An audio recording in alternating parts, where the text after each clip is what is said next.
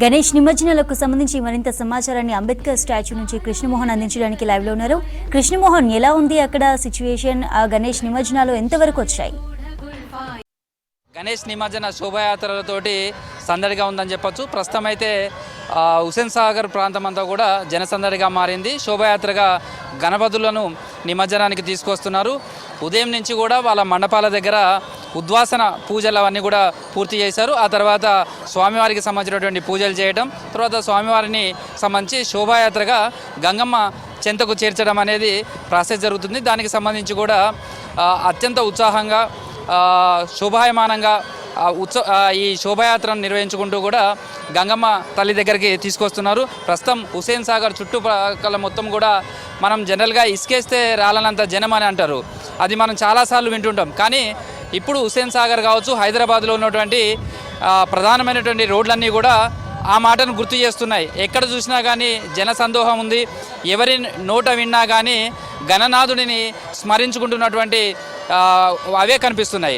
మొత్తం 9 రోజుల పాటు పూజలు నిర్వహించడం, ఆ తర్వాత గణేశుడికి సంబంధించినటువంటి నిమజ్జన కార్యక్రమాన్ని కూడా అత్యంత వైభవంగా నిర్వహిస్తున్నారని చెప్పచ్చు. వివిధ ప్రాంతాల నుంచి వస్తున్నటువంటి వినాయకులంతా కూడా సెక్రటరియట్ ముందు నుంచి ఇటు ట్యాంక్ బండ్ వైపు, అదేవిధంగా నక్లెస్ రోడ్ వైపు కూడా శోభాయాత్రగా వెళ్తున్నాయి. అయితే వచ్చే వాహనాలకు సంబంధించి కూడా 2 రూట్లలో కూడా ఈ గణేష్ నిమజ్జనానికి పంపిస్తున్నారని చెప్పచ్చు. అయితే గణేష్ నవరాత్రులు అంటే దేశంలోనే అందరికీ గుర్తొచ్చేది ముంబై తర్వాత హైదరాబాద్, అందులోనూ ఖైరతాబాదు బడా వినాయకుడు, అదేవిధంగా బాలాపూర్కు సంబంధించినటువంటి వినాయకులు. ఈ 2 వినాయకులకు సంబంధించి చాలా ప్రాధాన్యత ఉంటుంది. రెండోది, ఈసారి గణపతి నవరాత్రులకు ఒక చాలా ప్రత్యేకత ఉంది అని చెప్పచ్చు. ఎందుకంటే ఖైరతాబాద్కు సంబంధించినటువంటి వినాయకుడిని ప్రతిష్ఠించి 70 సంవత్సరాలు అంటే 7 దశాబ్దాలు పూర్తయిందని చెప్పచ్చు. అదేవిధంగా బాలాపూర్కు సంబంధించినటువంటి లడ్డూ వేలంపాట, అది చాలా సెంటిమెంట్గా భావిస్తారు. లడ్డూ వేలంపాటలో గెలుచుకున్న వాళ్ళు గణనాథుడి కృప తమ పైన ఉంటుందనేది నమ్మకం. అందుకే ప్రతి ఏడాది కూడా బాలాపూర్కు సంబంధించినటువంటి ఈ లడ్డూ వేలంపాటలో పాల్గొంటున్నారు.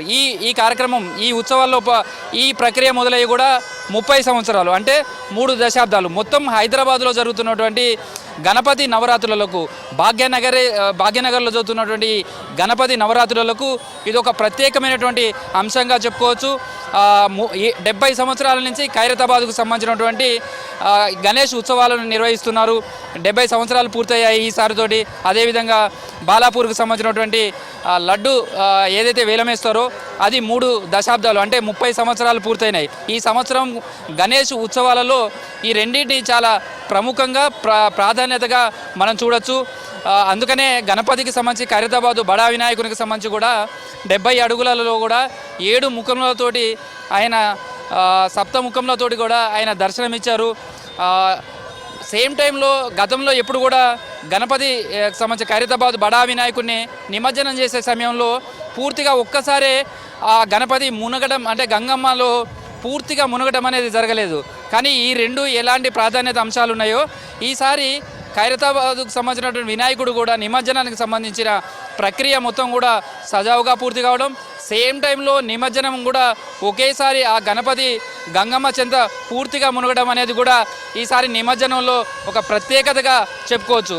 అయితే గణేష్ నిమజ్జన శోభాయాత్రలకు సంబంధించి మనం చాలా ఒక అంశాన్ని కూడా చూడవచ్చు.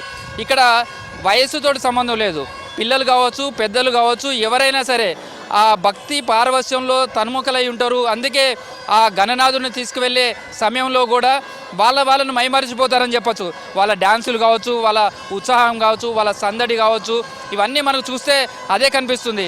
10 రోజుల పాటు ఎంత నిష్టగా పూజ చేస్తారో, ఎంత ఘనంగా ఒక ప్రతిష్టగా మారిందని చెప్పచ్చు. చాలా చోట్ల ఏడాది వినాయకుల ఎత్తు పెంచడం కావచ్చు, లేదా ఉత్సవాలను అత్యంత ఘనంగా నిర్వహించడం కావచ్చు, ఇది ఒక ప్రెస్టేజ్గా మారింది. సేమ్ టైంలో నిమజ్జన సమయంలో కూడా అదే కనిపిస్తుంటుంది. తమ వినాయకుని నిమజ్జనానికి తీసుకువెళ్ళే సమయంలో కూడా అదే విధమైనటువంటి ప్రాసెస్ను పాటిస్తుంటారు. అంతే నిష్టగా ఆ వినాయకుడికి వెళ్ళి రమ్మంటాడు ఆ బొజ్జగణపైకి సంబంధించి. మనం చాలా దేవుళ్ళను, చాలా రకాల ఉత్సవాలు నిర్వహిస్తుంటాం. ఎక్కడైనా సరే శివుడిని అంటే శివుడుగానే కనిపిస్తారు, లేదా లింగాకారంలో కనిపిస్తాడు, లేదా అమ్మవారికి సంబంధించిన నవరాత్రులు ఉంటే అమ్మవారు శక్తి రూపంలో కనిపిస్తుంది.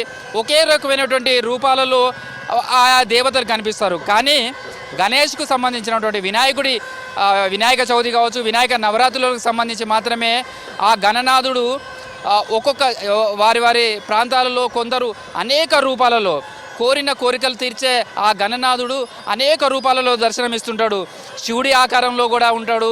తర్వాత గణనాథుడికి సంబంధించినటువంటి నిండు స్వరూపంలో నుంచి చూసే విధానంలో కావచ్చు, లేదా ప్రతిష్ఠించే దాంట్లో కూడా కావచ్చు, అనేక రూపాలలో ఒక్క వినాయక చవితికి సంబంధించి వినాయకుడు మాత్రమే రకరకాల రూపాలలో కనిపిస్తుంటాడు. రకరకాల పేర్లతోటి బొజ్జ గణపయ్య అనొచ్చు, లేకపోతే గణపతి అనొచ్చు, అన్ని విఘ్నములకు అధిపతి ఆయనే అనేది కావచ్చు, వినాయకుడు అని కావచ్చు, ఉమాపుత్రుడు అని కావచ్చు, ఇలా తీరొక్క పేరుతోటి పిలుస్తుంటారు.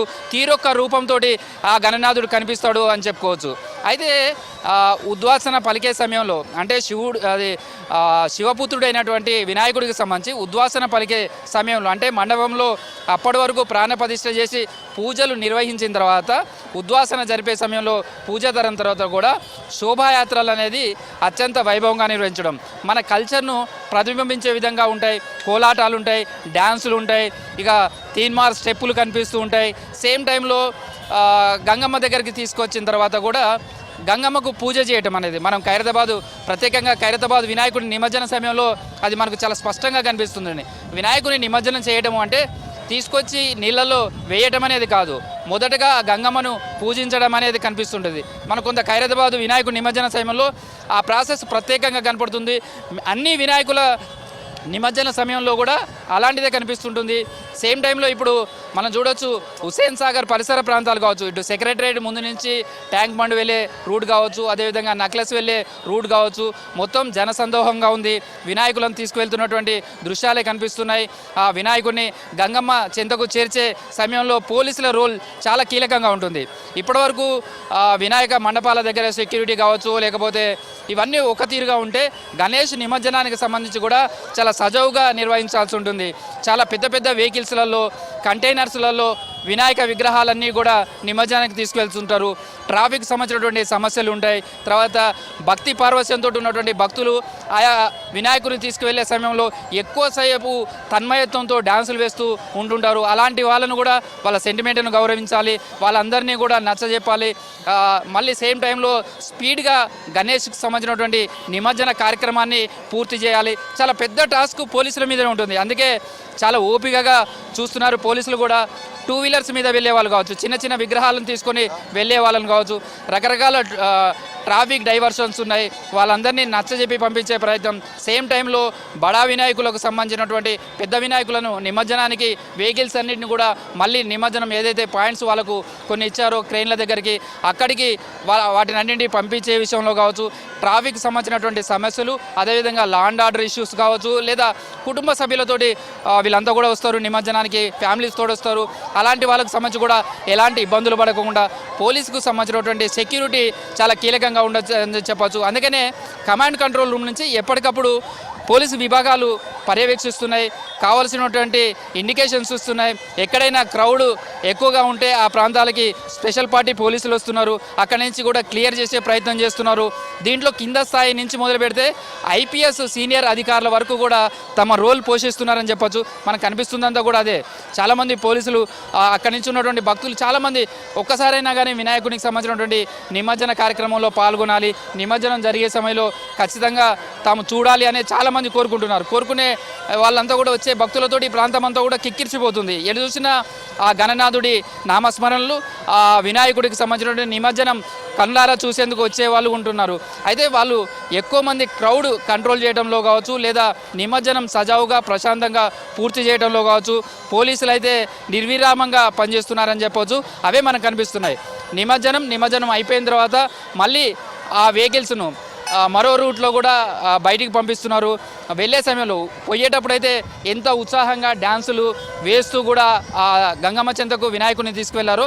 మళ్ళీ నిమజ్జనం పూర్తయిన తర్వాత వాళ్ళంతా వాళ్ళ వెహికల్స్లలో కూర్చుకొని ఉదయం నుంచి గణపతిని నవరాత్రులు పూర్తి చేసుకొని ఎట్లయితే తాము నిమజ్జనానికి తీసుకొచ్చాం. అవన్నీ కూడా వాళ్ళంతా కూడా మాట్లాడుకుంటున్నారు.